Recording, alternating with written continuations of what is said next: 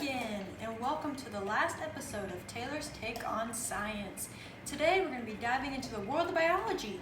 Sounds fantastic, doesn't it?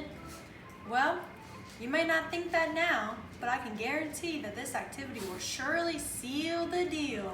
So come on, let's get started. Today we're going to be focusing on adaptations and how they allow animals to survive in their environment.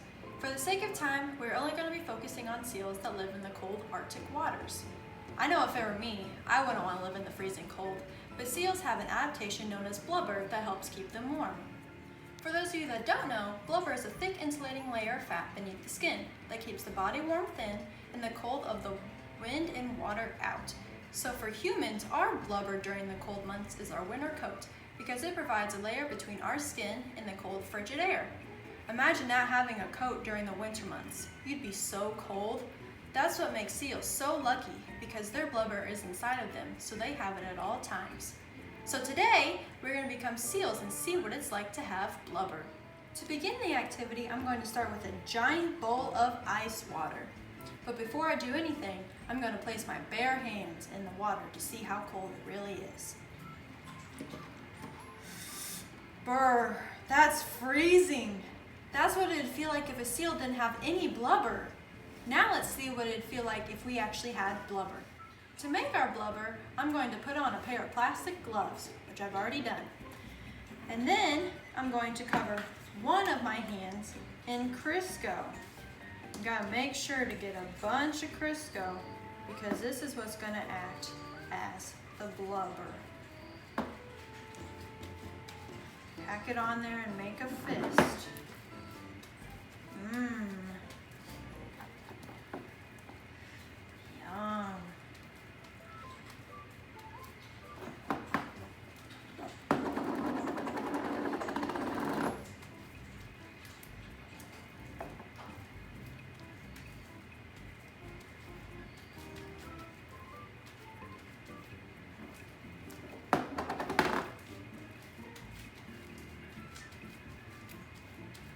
Once you've got your hand nice and covered, like this, you're going to place a plastic bag over the hand to represent the skin and to help ease the mess.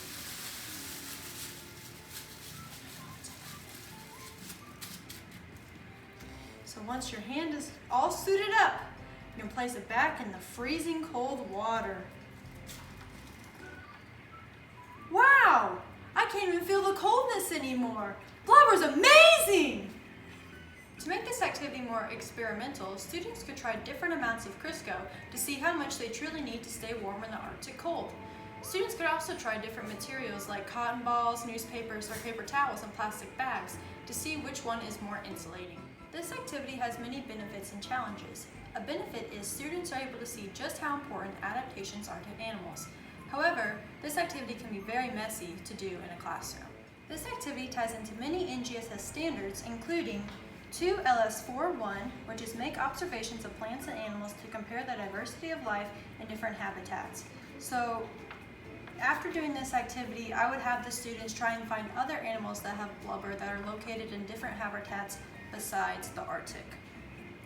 Another standard is 3LS42, which is use evidence to construct an explanation for how the variations in characteristics among individuals of the same species may provide advantages in surviving, finding mates, and reproducing. So for this, after doing the activity, I would have the students research more about blubber and how beneficial it is not just to seals, but to whales and also polar bears. And the last standard is 4LS11, which is construct an argument that plants and animals have internal and external structures that function to support survival, growth, behavior, and reproduction. And for this, it would just be the activity that I just did. As you can see, this activity can fit a variety of standards and grade levels. However, you don't just have to do this activity during a lesson on animal adaptations. There are many related topics, including discussing different animal habitats, because certain adaptations will be needed for certain habitats, natural selection and Charles Darwin, because without adaptations, animals will struggle to survive, and climate, because certain traits will be needed in warmer weather as opposed to cold weather. Well, that's all the time we have today, folks. I'm Scientist Taylor, and always remember, you matter, literally.